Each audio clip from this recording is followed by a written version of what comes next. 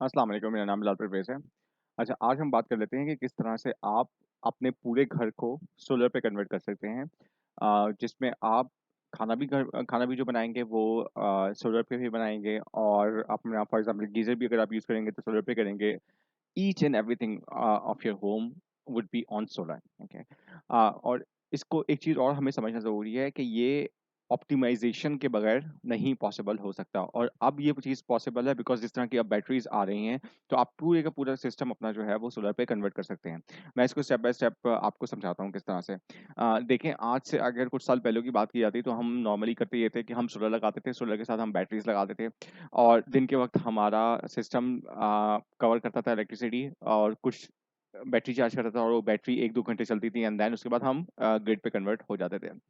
और साथ-साथ हम ये भी काम करते थे कि हम अपना गीज़र कोशिश करते थे कि दिन में तो सोलर पे चला लें और उसके बाद अगर रात के वक़्त हमको ज़रूरत है या सुबह के टाइम फजर से पहले हमें ज़रूरत है तो वो हम ग्रिड पे चलाएँ। इसी तरह से जो खाना पकाना हो हुआ करता था, वो नॉर्मली लोग गैस पे किया करते थे। अच्छा, पाकिस्तान के बहुत सारे इलाकों में नॉर्दर्न साइड पे और पंजाब साइड पे तो गैस की लोड शेडिंग के प्रॉब्लम्स काफ़ी पहले से हैं और लोग एलपीजी की तरफ शिफ्ट हुए हैं। लेकिन जब हम अब करंटली देखते हैं, तो एलपीजी की प्राइसेज़ भी बहुत ज़्यादा हो गई हैं।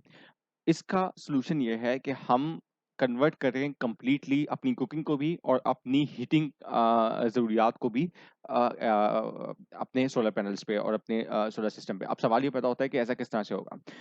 उसके लिए ज़रूरी है कि जब आप सोलर पैनल लगाने जाएँ या सोलर सिस्टम लगाने जाएँ, तो आप अपनी रिक्वायरमेंट को जज करें कि आपकी रिक्वायरमेंट क्या है? और एक चीज़ और इम्पोर्टेंट है कि रिक्वायरमेंट को जज करने के लिए इस बात को भी समझना ज़रूरी है कि किस टाइम पे मुझे कितनी एनर्जी की रिक्वायरमेंट होती है घर में। अगर आपका बिल मिसाल के तौर पे 500 से 600 यूनिट आता है, ठीक है? और आप 40, 50, 30 से 60,000 के दरमियान बिल पे करते हैं, ठीक है? तो व्हिच मीन्स कि आपका जो नंबर ऑफ यूनिट्स की कंज़म्पशन है, वो 500 से 600 यूनिट है। अब मसला ये होता है कि ये जो 500 से 600 यूनिट्स हैं, ये के सारे आप दिन में तो यूज़ करते नहीं हैं और मोस्टली होता ये है कि अगर आपका मिसाल के तौर पे 600 यूनिट भी आप खर्च करते हैं या 600 यूनिट भी की ज़रूरत है, तो उसमें से 200 250 यूनिट आप दिन में यूज़ करते हैं और बाकी 300 से साढ़े 300 यूनिट जो है वो आप रात में यूज़ करते हैं और समटाइम्स ये ज़्यादा भी हो सकता है डिपेंडिंग ऑन कि आपके घर की रिक्वायरमेंट किस तरह से है। अगर ज़्यादातर लोग दिन में बाहर रहते हैं और शाम में घर पे आते हैं तो वो रिक्वायरमेंट उस तरह से तब्दील हो सकती है। बट नॉर्मली रात के वक़्त बिजली का इस्तेमाल ज़्यादा होता है और वहाँ पे उस वक़्त हमारे पास सोलर नहीं होता। दूसरा, हमको ये देखते हैं कि हम खाना कब बनाते हैं। नॉर्मली लोगों के घरों में जब खाना बनता है वो दिन के औकात में बनता है और जब दिन के औकात में खाना बनता है तो सुई गैस चूँकि इतनी चीप रही है और अगर वो नहीं भी हुई तो लोग एलपीजी एज़ अ बैकअप के तौर पे उसको इस्तेमाल करते रहे हैं। लेकिन जंग की वजह से ये सारी चीज़ें महँगी हो गई थी और इनकी रिलायबिलिटी में भी प्रॉब्लम है। तो उसको कन्वर्जन के लिए हम अपनी जो कुकिंग है वो कन्वर्ट कर सकते हैं इलेक्ट्रिक चूल्हों पे। इसी तरह से हम अपनी जो हीटिंग है यानी पानी जो गर्म करना है या गीज़र है, उसको भी हम इलेक्ट्रिसिटी उस पे कन्वर्ट कर सकते हैं। अब इसमें के लिए ज़रूरी ये है कि अगर मैं ये चाहता हूँ कि मैं पूरी रात भी मिसाल के तौर पे इलेक्ट्रिसिटी जो है वो सोलर की यूटिलाइज़ करूँ, तो मेरे पास जो है वो बैटरीज़ सॉलिड होनी चाहिए, बैटरीज़ की कैपेसिटी ज़्यादा होनी चाहिए। मिसाल के तौर पे मैं आपको एग्ज़ाम्पल देता हूँ। मेरी जो यूटिलाइज़ेशन है वो तकरीबन 650 यूनिट है, कभी-कभी 700 भी चली जाती है।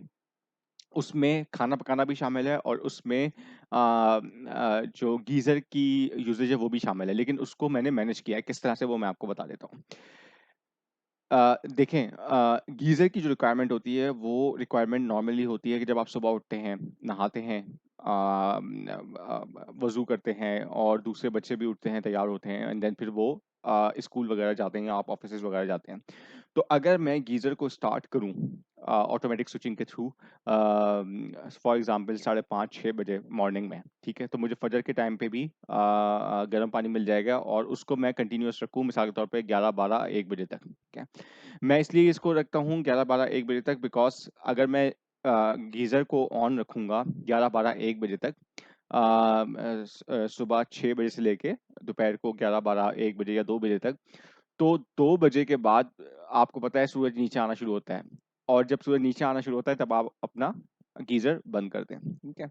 अच्छा, जितने भी लोग हैं जिन्होंने नहाना-वहाना है, जितनी भी आपकी मेजर रिक्वायरमेंट है हीटिंग की, वो आप ऑलरेडी कवर कर चुके होंगे और बाकी आपका जो गीज़र है, वो एक आप समझें कंटेनर बन जाएगा गर्म पानी के लिए और वो फिर आप जो आपकी बाकी की रिक्वायरमेंट है रात तक की, वो आप उसमें यूटिलाइज़ कर सकते हैं, जो कि नॉर्मली वज़ू ही होता है शाम के वक़्त में। और तेज़ गर्मियों में तो आप समझें उसकी भी रिक्वायरमेंट नहीं होती। लेकिन ये मैं गीज़र की टाइमिंग के हवाले से आपको बता रहा हूँ कि गीज़र को आप इस तरह से मैनेज कर सकते हैं। अ, इसी तरह से अगर आप बात करते हैं खाना पकाने की तो आप इलेक्ट्रिक चूल्हे ले सकते हैं। इलेक्ट्रिक चूल्हे अगर मिसाल के तौर पे मैं रिकमेंड करूँगा कि पाकिस्तान में इंफ्रारेड चूल्हे बहुत सस्ते इस वक़्त अवेलेबल हैं। 5-6 हज़ार रुपए से लेके 25-30 हज़ार रुपए की रेंज में आपको एक अच्छा चूल्हा मिल जाएगा। हॉट प्लेट का मैं रिकमेंड नहीं करूँगा, लेकिन आप इंफ्रारेड कम से कम ले सकते हैं। मैं इंडक्शन को भी रिकमेंड इसलिए नहीं करूँगा क्योंकि अगर आप इंडक्शन लेंगे तो उसके साथ आपको मज़ीद बर्तन भी लेने पड़ेंगे, ठीक है? मैं खुद जो है वो इंफ्रारेड सेरेमिक यूज़ कर रहा हूँ and it's working quite well. उससे पहले जो है मैं एलपीजी वगैरह यूज़ करता था, लेकिन चूँकि जब से एलपीजी के भी प्राइसेस बढ़े हैं, तो उसमें भी प्रॉब्लम आई है। इसके लिए ज़रूरी ये है कि आपके पास लिथियम बैटरी हो। ये सारा काम जो है आप लिथियम बैटरी के बगैर नहीं कर सकते और लिथियम बैटरी भी आपके पास 5 किलोवाट की नहीं होनी चाहिए अगर आप ये चाहते हैं कि आप ग्रिड को एज़ बैकअप रखें और सोलर सिस्टम को एज़ प्रायोरिटी रखें। तो उसके लिए ज़रूरी है कि आपके पास बैटरी कम से कम भी 16 किलोवाट की होनी चाहिए या 5-5 किलोवाट की 3 बैटरी पैरेलल में आपके पास होनी चाहिए। मैं तो रिकमेंड करूँगा कि 16 किलोवाट की एक बैटरी आप लें बड़ी, ठीक है? और उससे 2 फ़ायदे होंगे। एक तो ये होगा कि वो पूरी रात आपको आपकी निकाल देगा और दूसरा फ़ायदा एक ये भी होगा कि वो आपकी सोलर की जो प्रोडक्शन है उसको मैक्सिमाइज़ करेगा। बिकॉज़ सोलर के साथ प्रॉब्लम ये है, मिसाल के तौर पर आपने 6 किलोवाट का 10 किलोवाट का सिस्टम लगाया हुआ है। अब आपका सिस्टम तो 10 किलोवाट जनरेट कर सकता है, लेकिन एट अ टाइम आपकी जो यूसेज है वो 10 किलोवाट है ही नहीं। तो पूरी छत पे सोलर पैनल भरने से फ़ायदा क्या? जब तक आप उसको यूटिलाइज़ नहीं करेंगे और उसके लिए वो उसकी यूटिलाइज़ेशन के लिए ये चीज़ ज़रूरी है कि आपके पास एक बड़ी बैटरी हो जो कि पूरे दिन में चार्ज हो और पूरी रात को वो आपको निकाल दे। तो इस तरह से जो है आप अपना पूरे का पूरा घर जो है वो कन्वर्ट कर सकते हैं, खाना पकाना भी गीज़र भी और इलेक्ट्रिसिटी तो ऑब्वियसली वो कवर हो ही जाएगी और उससे होगा ये कि at the end of the day आप ग्रिड या तो बिल्कुल ही यूज़ नहीं कर रहे होंगे और या अगर कर भी रहे होंगे तो आपके यूनिट्स लेस देन 100 रहेंगे। ठीक है? ये मैं ऑलरेडी कर चुका हूँ खुद अपने सिस्टम पे। इसलिए मैंने कहा कि चलो आपके लोगों के साथ ये चीज़ शेयर कर लूँ। Thank you very much.